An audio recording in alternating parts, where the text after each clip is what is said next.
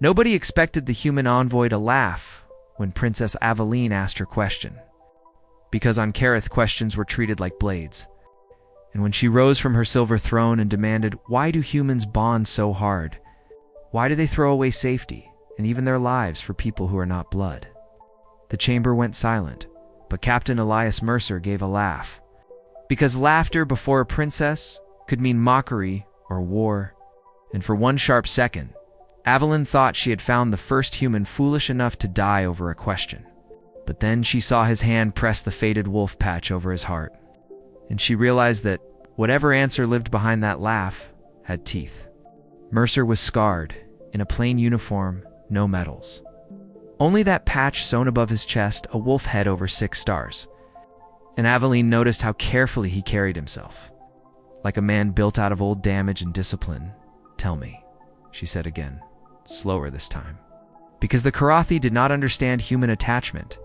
Their alliances were contractual, their family lines political. But human records were full of impossible things. Soldiers dying for comrades from other worlds. Engineers staying behind on failing ships for crews they had known a month. Medics crawling through fire for strangers. Humans called it unit bond. Found family, brotherhood. As if affection could be forged by choice and made stronger than blood.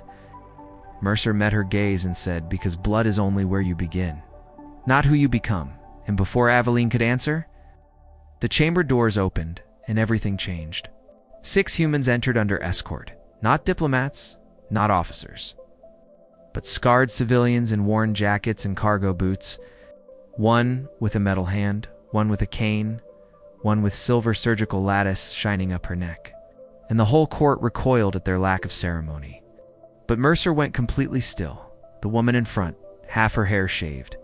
Reactor burn marks fading into her collar, grinned at him and said, "You still look terrible, Eli." And he answered, "You still insult people instead of saying hello, Rana." And in that little exchange, Aveline felt something move through the room that no royal ritual had ever created. A living current of history, pain, and affection. These people had not come to impress a throne. They had come because one of their own was standing alone in a foreign hall. "That," Mercer said, voice roughening, "is your answer?"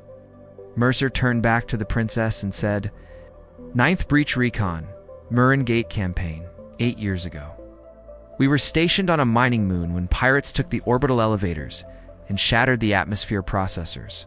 Command ran the numbers, decided the civilian losses were acceptable, and ordered us to withdraw."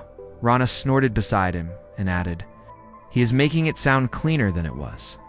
They left 200,000 people to choke because spreadsheets are easier to read than graves."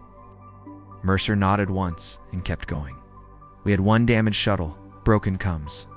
3 hours before the colony started dying, none of us had family there. None of us were from the same nation. 2 of us could barely stand each other. But the civilians were on the ground, and we were on the ground, so we stayed. Jonah climbed a live maintenance spine to restart the grid and burned through both gloves. Sato lost her leg-sealing blast shutters from the outside. Bronick dragged me through a chemical fire because he refused to let another friend become paperwork. And by the time relief arrived, the moon was still breathing. And that was when the real truth revealed itself. We did not stay because anyone ordered us to," Mercer said. "We stayed because somewhere between fear and exhaustion, stopped being assigned personnel, and became each other's reason to keep moving. Once someone suffers beside you, once they bleed with you, once they see the ugliest parts of you and remain anyway, your mind stops filing them under temporary. It brands them into you. Humans are fragile, princess. We know how fast ships fail, how fast bodies break, how suddenly names become memorials. So when we find people who stand fast in the dark with us, we hold on hard, not because it is efficient, not because it is noble, but because it is the only thing that makes the dark smaller." And one of the women stepped forward on her cane and said, "He forgot the important part. We did not save that moon because we were brave. We saved it because none of us could bear the thought of the others dying alone." And that line hit the chamber like a dropped blade. Aveline looked at them again, truly looked, at the insults hiding tenderness, at the old pain worn without shame. at the way Mercer's shoulders had eased simply because they were near him.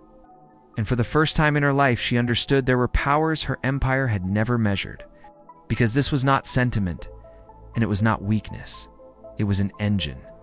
Touch one bonded human, and the others would come, across systems, through fire. Against odds that would make rational species surrender. They would come limping, furious, sleep-deprived, underarmed, and certain that leaving their own behind was a worse death than dying beside them. No strategist could buy that. No ruler could command it into being. It had to be earned in shared fear and shared survival.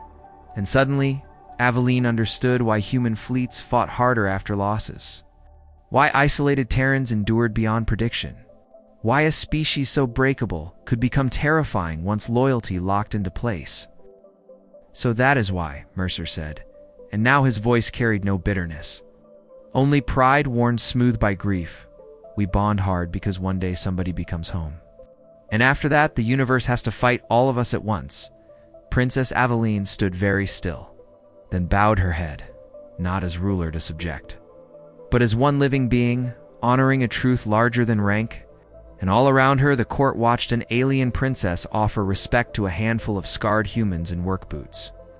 Because at last she understood humans bond so hard, because when they choose each other, they do not create something soft.